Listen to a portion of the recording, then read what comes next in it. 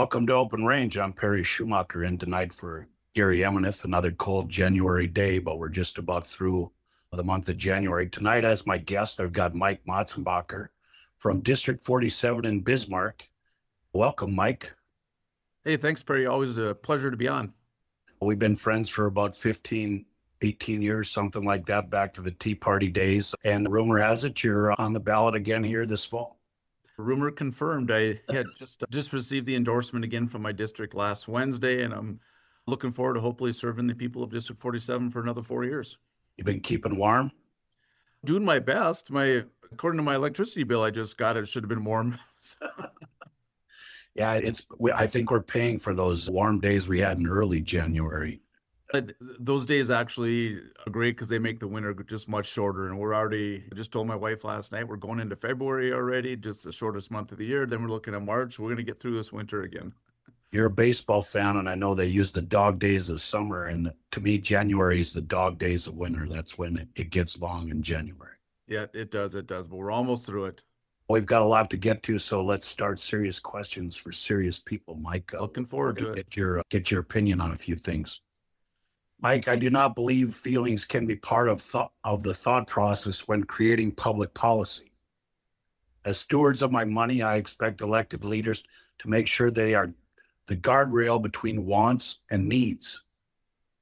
You just got out of a special session where free lunch was a big topic for students all across North Dakota. There was a couple bills proposed, and thankfully they failed. I believe the best decisions, Mike, are made both personally and publicly when the facts are known. So I'm going to leave it up to you to tell our audience a few of the facts, because I don't think the public is entirely up to date on what the truth is about school lunches. Yeah, and I'm more than happy to share the facts with the people of the state here. I think first what we should do is address some of the fiction so we know what we're looking at to correct those. But I'm going to base these on comments that I've seen on social media in response to that free lunch bill that you just mentioned. The number one thing that I've seen posted is that legislators are fine having their lunches paid for, but they won't feed the kids. That is just false. Legislators do not get any meals paid for while they're in session. And the only time legislators get meals paid for is if they have to travel for meetings, and they will then get the same reimbursement rate that state employees get when they're traveling. This happens typically during the interim, probably 2 to 3 times a year. The other fiction is that students are not being fed in the state. I've seen that hundreds of times, that there's kids starving all over the state and we're not doing a good job. I'm not sure where people are getting this information, but that's also false. So let's address the legislative pay really quick. I just want to be completely transparent of what legislators make so everyone knows. While we are in our regular session or when we're in our special session, like we just got out of, legislators are paid about $220 a day. This is our pay for being a legislator. This is like our paycheck.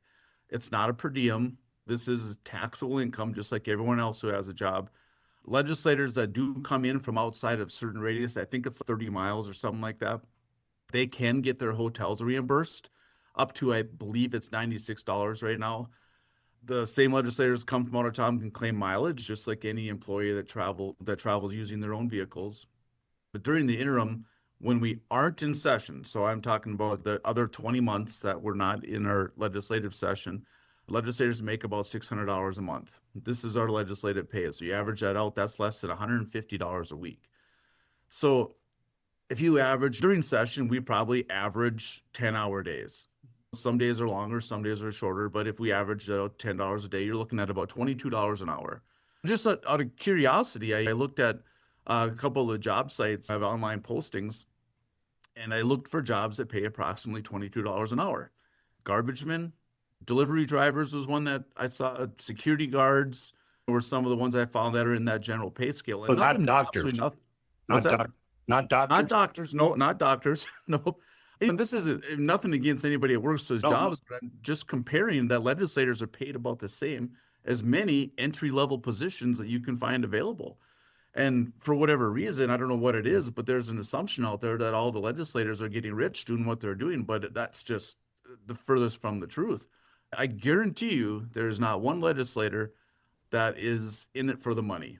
If they are, there's not a lot of money to be made there. But honestly, I think everybody, no matter what side of the aisle they're on, they're there to because they truly want to do what's best for the state of North Dakota. The second part you hit on was the kids starving in the state. And I'm not going to pretend that there aren't any kids going hungry in the state, but it's not because of inaction of the legislature. Under the current law, as far as the school lunches are concerned, if a family makes 225% of the federal poverty level, they qualify for the taxpayer-funded lunches. And as you notice, I'm not going to use the word free lunch because there is no such thing as a free lunch. Someone still has to pay for them, and they're funded by the taxpayers. So at 225% of the federal poverty level, that equals right around $73,000 of family income per year. And any family under that income threshold will qualify for the taxpayer-funded meals. And just to bring a personal aspect into it, every time that I vote on a bill, okay, I ask myself, what is the problem that we're trying to solve? In this case, the problem was we were being told that there are kids going hungry in the state. And I don't want that. Perry, you don't want that. Nobody wants kids to go hungry in the state. I don't care what side of the aisle you sit on. Nobody wants this to happen. So I did a significant amount of homework on this and trying to find out where the issue is. I reached out to several school administrators and teachers and asked them all the same question.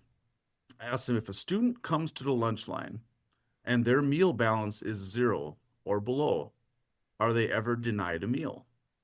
And every single response that I got was no, no kid is ever denied a meal. So now I ask myself, after speaking to these that are firsthand familiar with the situation, I ask myself again, what problem are we trying to solve? If there are not any students going hungry, then why are we going to spend $65 million what the price tag was on it for 1 year? So why are we going to do that to provide meals for students? There's all kinds of other factors I could figure in. Should I keep going, or do we have time yet? Or Let me vent.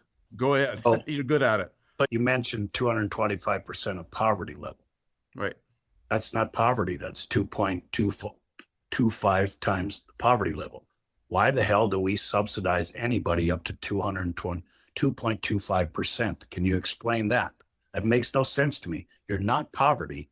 Maybe you're just a bad parent. I don't know what the deal is. Maybe you're bad at balancing your checkbook, therefore you don't have money in the school. But why we have to subsidize somebody making 73 grand a year?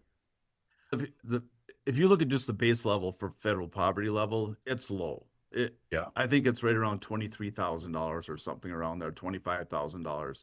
And if you have 2 kids and you're trying to that's a deal. support it, so the federal poverty level is just a number. It's not realistic. You're definitely in poverty if you're making $25,000 a year trying to support a family of 4.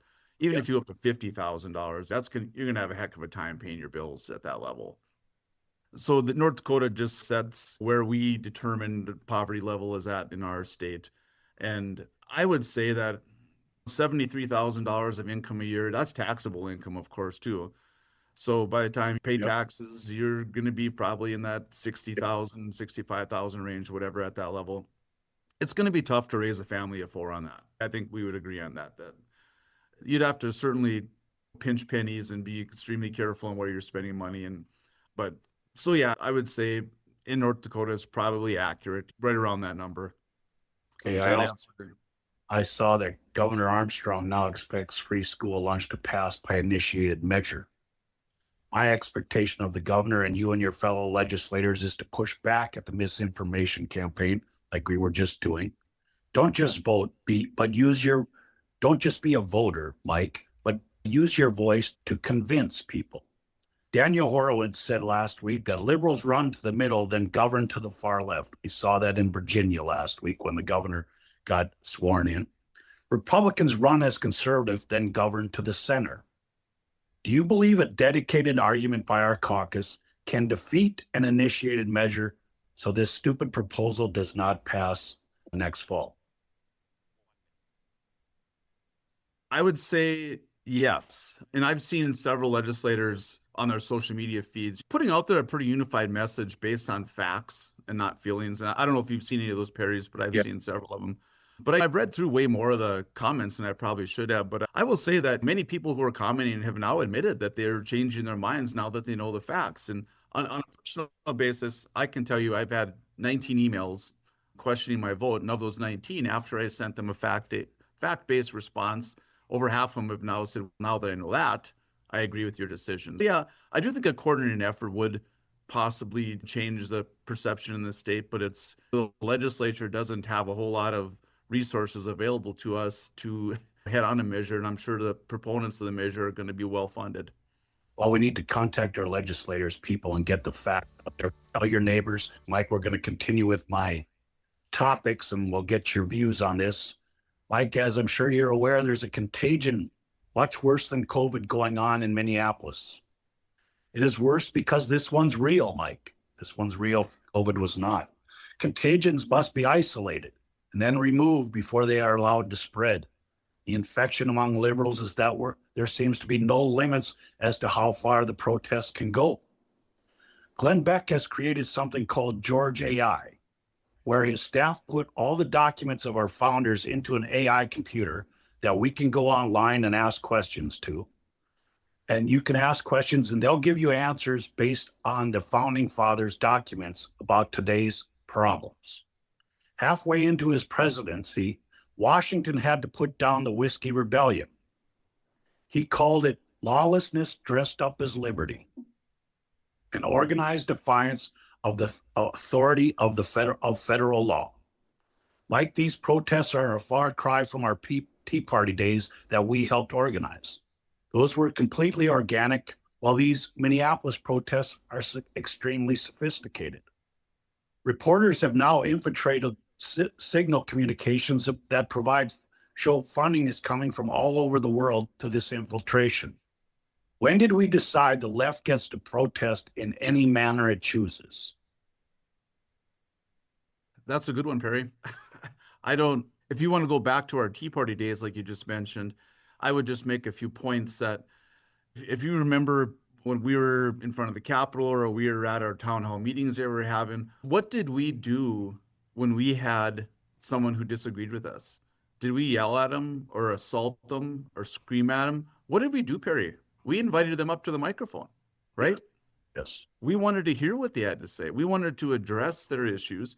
We never belittled them. We didn't yell at them or scream at them. And that's just not how these protests go. And I just want to say, I don't think they represent the majority of Democrats or liberals. I honestly don't. I think this is just the fringe, but they're the ones that are the loudest and causing the most issues. I can tell you the legislators that are Democrats that I serve with in the House and the Senate are very reasonable and good people. And we might disagree on issues, but they can be reasoned with. And that's why I think a lot of these protests like you're seeing in Minneapolis, I do think they're staged because I don't think they represent the majority of the people that are on their side. But I don't know. I just don't. They've got to be doing it for clicks. They've got to be doing it to get media attention. But I just don't understand what they're trying to accomplish, because what has violence ever accomplished? Yeah, those normal Democrats you talk about are sure as quiet as church mice, though, when they're talking about these nut jobs. So this week now, Paul Allen, sports talker and voice of the Vikings, is now under attack because he mentioned last week that these protests some people are being paid to protest. The left now wants him removed because he was telling the truth. I would suggest to any of those people that fell for the COVID hoax, you may just want to sit this one out about whether people are being paid or not, because you're just a lemming and you're never going to be able to figure it out. You're just going to do what you're told. It seems to me, have a little humility, or maybe they're still protesting with masks on. I don't know. It just seems crazy. So do you sense that we're getting to a line where the protests, they better not cross over before we get that lawlessness that I think we're already there, that Washington described? They're getting awfully close to a line if they haven't went over it. I would just ask this, Perry. If you look at Minneapolis, which seems to be getting all the national attention, Minneapolis is not the only city where immigration and customs enforcement is at. They're in very liberal places like Washington, D.C. and Memphis, Tennessee, and other cities around the country, even in deep blue cities, but you're not seeing these headlines anywhere else. And the reason why is like Muriel Bowser in DC has done a good job of working with Trump and working with immigration and customs enforcement because they want to get rid of these terrible criminals that are in these cities.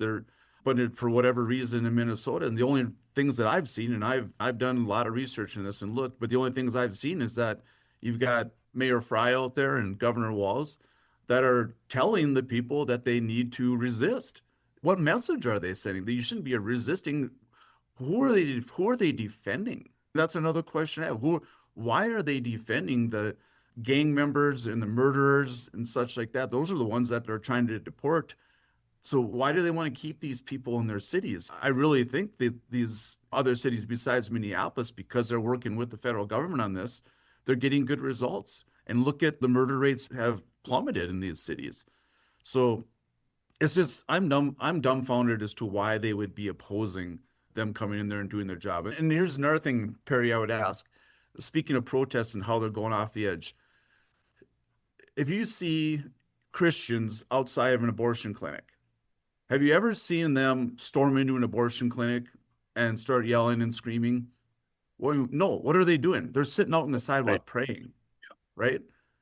That's a far cry from what the other side is doing. And what happened in the church in Minneapolis, that city's church and stuff, I'm sure we'll get into that later. But I don't understand how they can compare the two sides of the protesters that were doing the same thing that they were. Like, no, this isn't the same thing. We never attacked. We never impeded law enforcement. We never blocked traffic. Everything that we did, speaking back to the Tea Party days, was always peaceful and just sent people on their way when we were done. We didn't have a signal chat to tell them where our opposition was and go to attack them and harass them. So Chip Roy brought up a good point yesterday. You're a state legislator. What recourse does another state have if Minnesota decides it doesn't want to follow federal law? As Washington said, he had to put down the Whiskey Rebellion in Boston. They decide they don't want to follow federal law, which is law. It's been passed by the United States Congress. What recourse does a North Dakota or a Texas have when said criminal then migrates himself to North Dakota or Minnesota? He got an establishment. He was able to stay in Minneapolis, so we couldn't touch him. We couldn't arrest him. And now he moves across the country and he kills somebody in another state or rapes somebody in another state or commits some sort of felony in another state. We just have to live with the results of Minnesota. DeSantis sent people to Martha's Vineyard a couple of years ago, and that set all this off. Maybe we should just send every illegal criminal to Minneapolis and let the people live with it. What do you think? Actually, I agree with that. It's funny that they want them here. The people who are supportive of these illegal immigrants, they want them in the country. But if you ask them if you want them as their neighbors, they'd all say no. Exactly. So they want them here, but they don't want them to be neighbors. So why is that? Why do they want them here in the first place if they don't want to live next to them?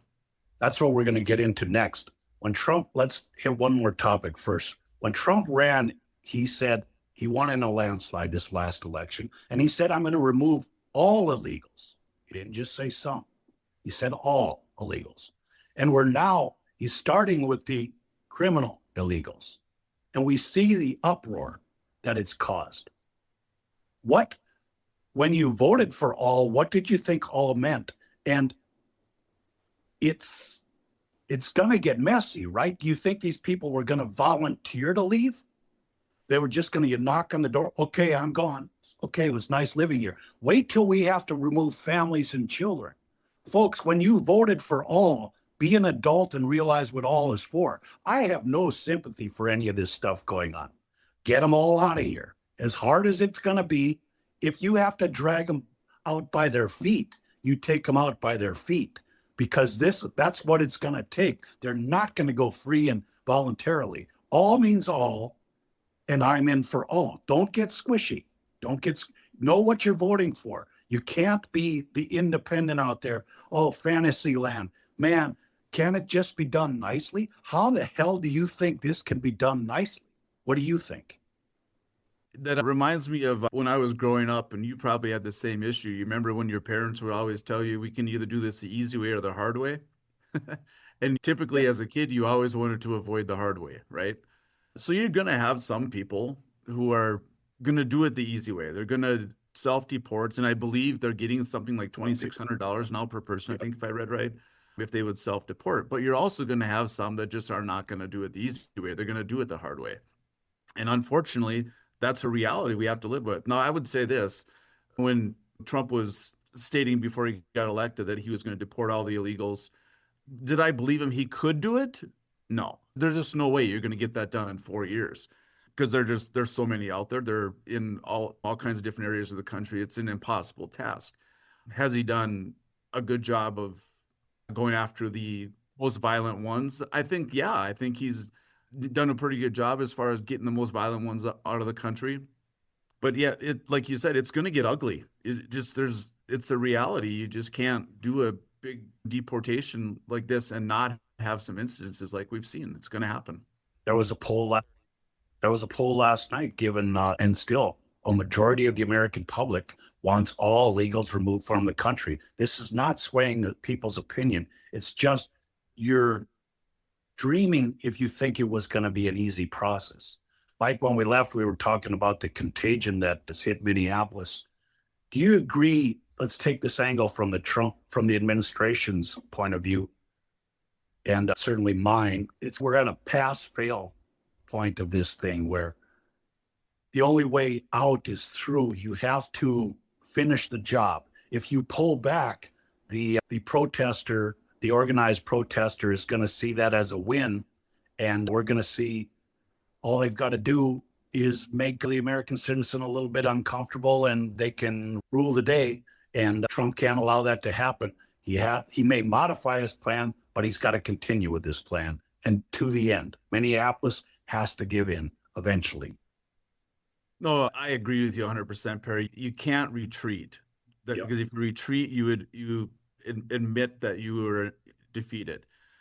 He's too far into this now that he has to push forward. However, there is nothing wrong with admitting that you have made some mistakes along the way and you're going to work to correct them. You can change your path forward. You just can't retreat. So yeah, I think it'd be a great idea if Trump and administration would just say, hey, we've learned a lot over the last year. We're going to continue with our promise to the American people, why he was elected with the majority of the popular vote, which was popular amongst the voters. We're going to continue to move forward, but we're going to be some different methods moving forward on how we're going to do this. So yeah, he needs to make that messaging, but I do think that's one of Trump's faults, is that it's difficult for him to admit that he made a mistake. I would say this, he's done a better job of it, this Trump 2.0 rather than Trump 1.0. It's definitely gotten better, but he's still got some work to do on that. His messaging needs to be changed. I keep saying it's a zero-sum game, and whether you are Mr. Comfortable that you just want to do your fantasy football and be left alone, either way, this is going to affect you going forward. Mr. Comfortable has never won a war in the history of the world, so eventually the actions that are happening in Minneapolis will affect everybody, because either this contagion spreads to the rest of the country or it's snuffed out. I just saw too, and gave me a little bit of hope anyways, but I saw that Trump and Governor Walz and Mayor Frey all had phone calls or whatever, and they all came out saying that we've made progress and these were good meetings. I'm really curious now to see if everybody's going to back off on rhetoric and start working together to address the issue. Because I'm guessing that the reason why Frey and Walz have changed their tune a little bit in this now is because they probably realize they really don't want this, and it'd probably be a good idea to move on past this. I will say this too. I have several relatives and friends out in Minnesota, which I'm sure you do too. So I've just asked them, what do you think about what's going on in your city? And one of them actually sent me a map of Minnesota. And he said, this is what I think of it. And there's a map of red and blue counties in Minnesota, and 95% of the landmass in Minnesota is red. And it's just the Hennepin County and up in the Bemidji area and the Duluth area, there are little blue spots in the map. So they said, don't assume that all people in Minnesota are in favor of what's happening in Minneapolis, because we're not. And I've told several of them, I said, you need to organize and step up and say, no, we are not, all of us Minnesotans are not in favor of this. No, we do need to get these violent criminals out of the city. And we do think Mayor Fry and Governor Walz need to step up and work with the Trump administration to get it done. So unless you guys start standing up, the assumption the rest of the country is that you're all supportive of this. So let me ask you, let's go to the next part of this question. Why this is happening. Me and you are both, we're not Democrats, so we think logically, but there's got to be reasons. We have people outside in frigid temperatures to protest the removal of criminals. Criminals. I can only think of a few reasons why anyone would want to keep a criminal in their neighborhood or city. As a thinker, I assume there has to be a reason for this level of conviction. You're going out in 30 below. You're serious. Possible reasons I can think of, Mike, are they just have to be anything against Trump. Whatever Trump's for, they're against. It is organized to protect the votes and representation levels of the elected officials, meaning these people count in the census. Democrats have 18 to 24 more people in the United States Congress because of the counting of illegals. So they'd lose that. Can't allow even criminals to be removed from the country because the non-criminals are next. Because all are supposed to be removed, so they want to, we better stop it here before they get to the rest of them. Or they want to destroy this country by not legitimizing any federal law they disagree with. You got any other reasons, or was one of those the one you think it is? I think you hit, all of them are possible. All of them are logical explanations you could come up with. But the one thing that is this, and it's the hatred, the absolute hatred that people have for Trump. This is a fact. I know this. I've had conversations with people that will even admit this. But no matter how good something Trump does, Donald Trump could cure cancer tomorrow, and half the country would hate him for it. In fact, I think everybody who hates Trump so bad they wouldn't give him any recognition. They would probably come out and say it's unconstitutional to cure cancer, and then they would impeach him to do. That's just the level of hatred that so many of them have for Trump. If you ask them why, I don't think they're going to be able to give you any good reasons. I think they're just basically going to say he did this, and you can prove them wrong, and everything that they're saying or being told by others. I don't know if any of them are really doing a lot of the research to see if they're actually doing some of the things they're accusing them of. But that's just how bad the hatred has gotten for Trump. And I don't know. I remember the days, Perry, back when we were growing up, and you had Nixon and Reagan and even Clinton. You might not have agreed or liked the guy, but everyone still respected the president. Those days are long gone. I miss those days. I didn't agree with a lot of what Clinton did. I still had respect because he was the president. So all these people that hate Trump sure watched his TV show. I want to make a point. So Trump in 2024, here this last election, Harris won Minnesota by 135,000 votes. There's 100,000 Somalis in Minneapolis. You can see folks always look at who benefits. Why are Walz and Fry for these people? Because that's the difference between winning and losing. They've imported 100 and some odd thousand foreigners into Minneapolis. That's the difference between this state being blue versus red. Now you get the motivation behind what they're doing. If they're removed, if the fraud is so extensive, and it is extensive, that they remove half these Somalis, now we got an election fight. The state of Minnesota is up for grabs. Oh, no, you're very right on that. You remember, it just reminded me of Rush Limbaugh. Remember what Rush Limbaugh used to call illegal aliens? Undocumented Democrats. Remember? So voting bloc. Yeah, I'd say it would be hard to argue against that. I do think that the majority of them probably do vote to protect the people that are protecting them. I don't have any proof of that. I haven't done any research on it, but logic would say that I'd certainly point in that direction, that it's got to be one of the reasons why they're protecting them. Let's go to number 4. Mike, even though we may not be looking for trouble, sometimes trouble comes looking for you. These nut jobs even think they have a right to enter the place of worship and scream at pastors and parishioners. Mike, the invasion of that Sunday service showed no place is sacred to the radical left. I found the men in that church weighed, measured, and found wanting. What is your reaction to their reaction of what happened in the church? When a man's wife and child are getting screamed at, and all he can say is, I have no comment, I think we've got a problem. I would say from all the videos that I've saw, the parishioners handled themselves pretty well.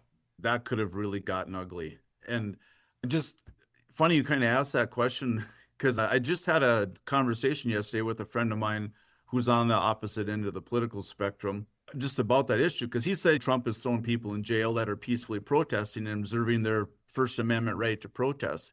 And it's tyrannical for him to be doing so. So of course I asked him, what are you referring to? And he was referring to this instance in the church. I said, well, I told him the First Amendment does not allow protesters inside private buildings like a church. When he tried to argue back with me, saying that a church is a public building because anyone can go there, I had to correct him on what the difference is between private and public. Like sidewalks are public, parks are public, protest all you want there. No one's going to say a thing. But it goes back to the same comparison about pro-life advocates saving babies from being killed. They don't storm abortion clinics. It's just not how they work. You don't block traffic. You don't disrupt law enforcement. And you know why that is, Perry? It's just because we still believe in the rule of law. But no, they did not have a right to protest in that church because that's private property. But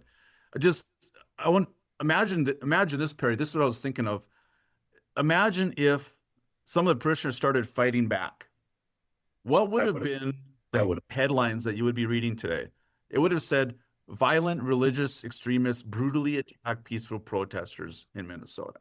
Guaranteed. I think that's the headline regardless. I would have fought back, and we're going to get back to that, why I would have fought back after the break. Mike, when we left, we were talking about what happened in the church service in Minneapolis a couple weeks ago. We have around the country, are you familiar with Moms for Liberty? They're a county by county organization. I know North Dakota only has 2 counties established with them. Chapters, we need more in North Dakota, but moms seem to step up all over the place where, well, dads are busy playing fantasy football and hunting. We have Moms for Liberty, but maybe we need dads for don't cross that line. And that's what should have happened in that church, in my view. I'd have said, especially to the loudmouth screamer, dude, we're going to rumble here. You either back up out of my church or somebody's going to go down today. The bully has to be popped once in a while to understand that he's not going to get away with it. So me and you might disagree with a little bit on how we would have handled this. I would completely agree with you. They're probably, I don't know if they consider it lucky or unlucky, because I think they went into that church hoping that somebody would fight back, because they don't get the clicks that they want, and they don't, what message do they get out of it if everybody stays peaceful? And they've got to be trying to stir people up, because I don't think there can be that many people that did not know that you cannot protest inside of a church.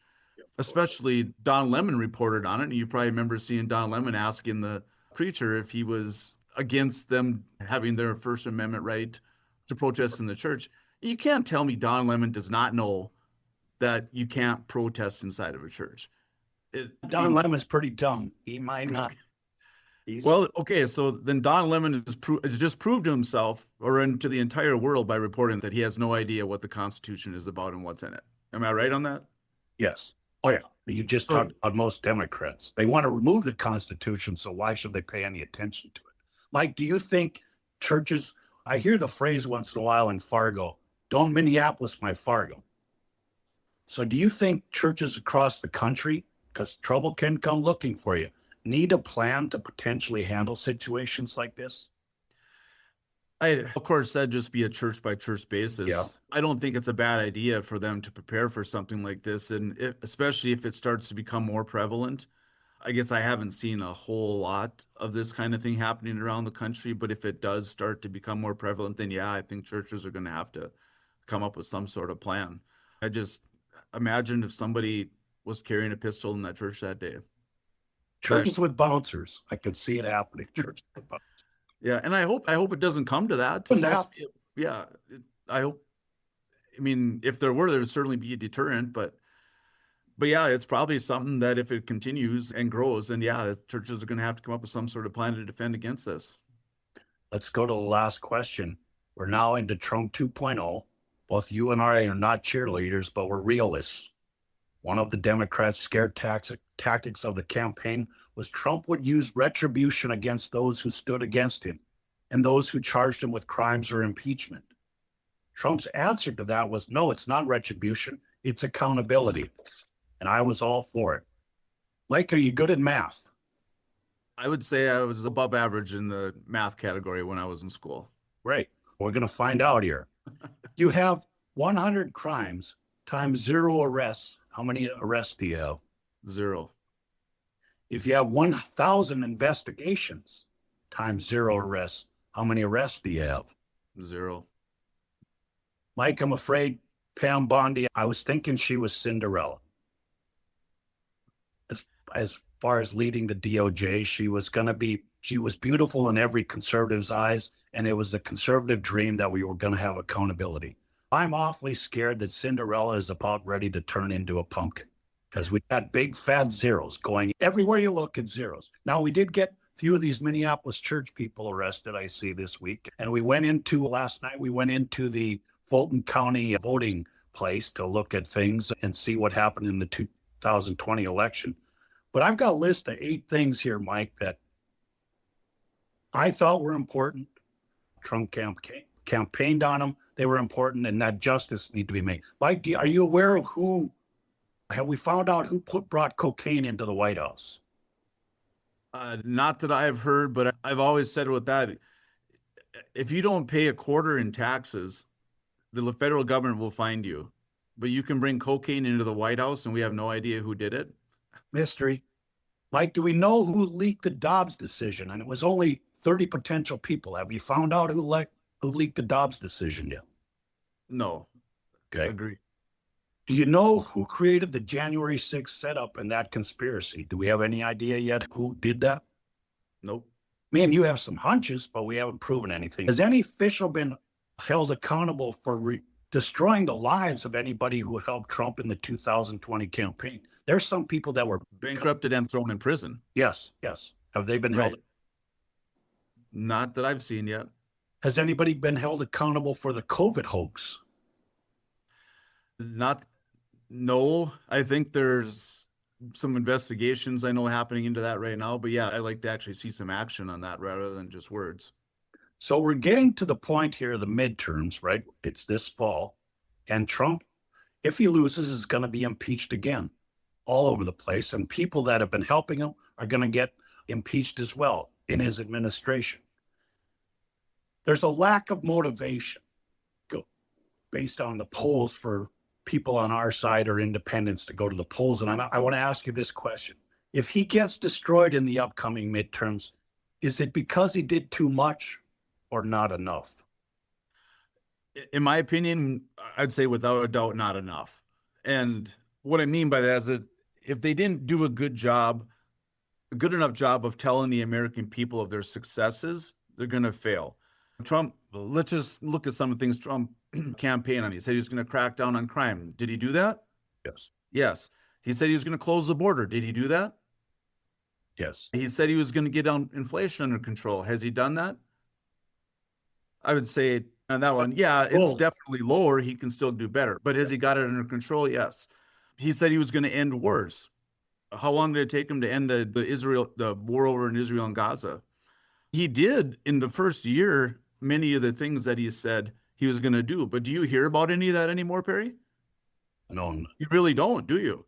What my opinion on this is he's delivering on all his promises, but the Republicans need to be blasting this out all the time, reminding the American people of what it was like every day under Joe Biden.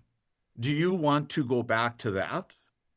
They have to remind them of what life was like under Biden, where their left-wing judges are refusing to throw anybody in jail. People are getting murdered by illegal immigrants. Of course, millions of illegal immigrants crossing the border unchecked. The skyrocketing inflation. These are the things that were happening under Biden. The American people need to be reminded of what it was like under those 4 years from 2020 to 2024.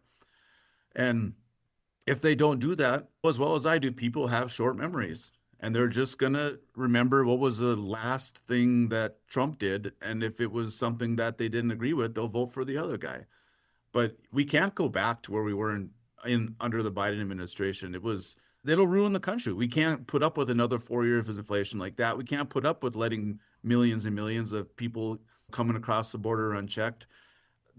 So yeah, if the Republicans lose the midterms, it's because they didn't do enough. And mainly that's reminding the American people what it was like under Biden for 4 years. That's my opinion. I think the young boy, the guy Charlie Kirk was talking to, he saw this thing as corrupt, entirely corrupt. And I don't stand a chance because of that corruption.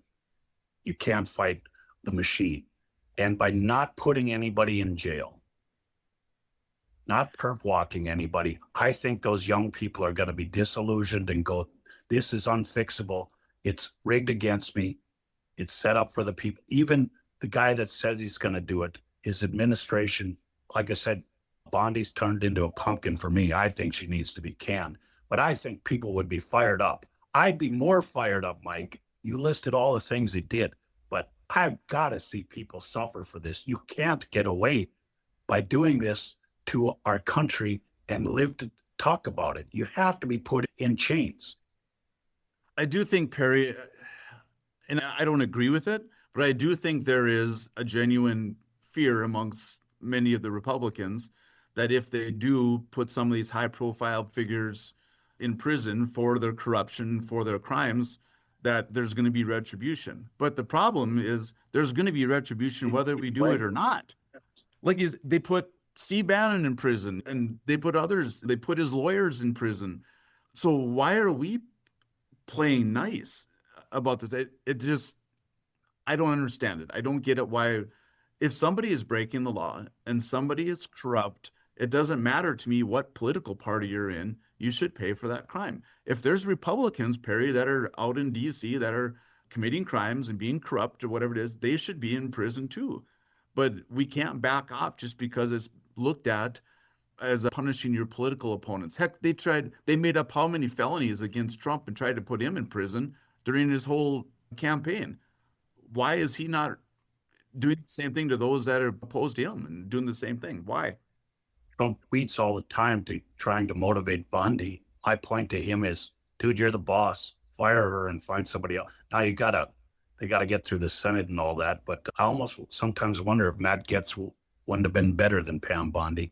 Mike, I appreciate you being on tonight. Thanks for joining me on Open Range. Gary should probably be back in the next few days. People, have a good weekend and stay warm. February is here. Thank you for watching.